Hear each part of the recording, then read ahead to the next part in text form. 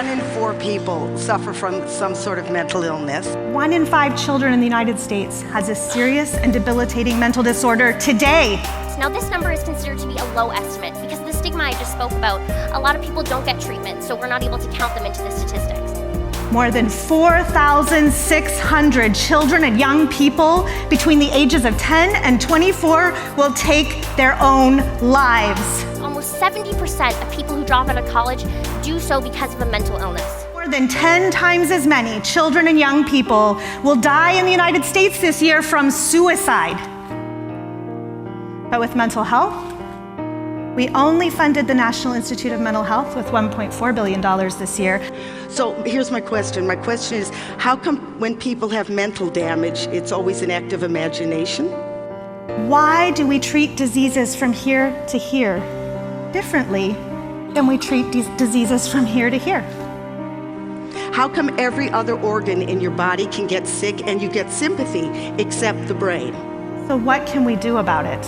One thing we know for sure through research and professionals is that talking about it, bringing it out of the shadows and into the light, Funding and research lead to better outcomes and treatments. We know this. is what's going to help people to access better treatment, to feel more supported, to feel less isolated, and to live a life that's meaningful and happy. And the stigma and the fact that our society has a hard time talking about mental health and mental illness adds to a thickness to that door even more. And in many cases, that illness has gone undiagnosed and untreated for years. Too ashamed, embarrassed, or scared to ask for help. We don't talk to anyone. We don't tell anyone. We leave small bits of evidence that only make sense in hindsight. We can start creating these conversations so that people don't get to that breaking point and so that they can ask for help before this happens. I know we can. So what do we have to do? We have to end stigma. We have to. And the only way that can happen is if we feel that we can speak about it. As we share our stories, as we speak up for ourselves and for our children, we can end the stigma of mental illness. We can do it.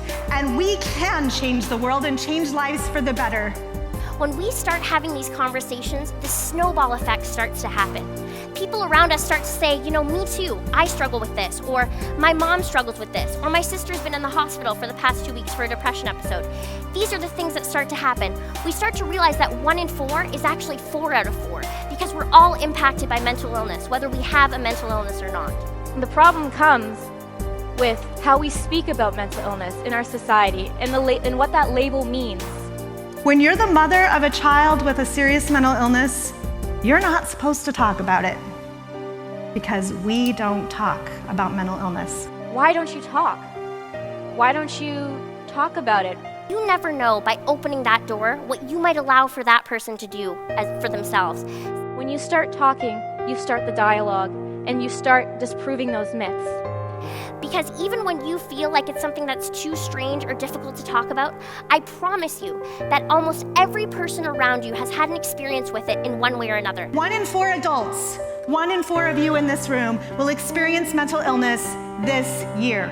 20% of the Canadian population has a mental illness, but 2 out of 3 people will never get help for it because of this.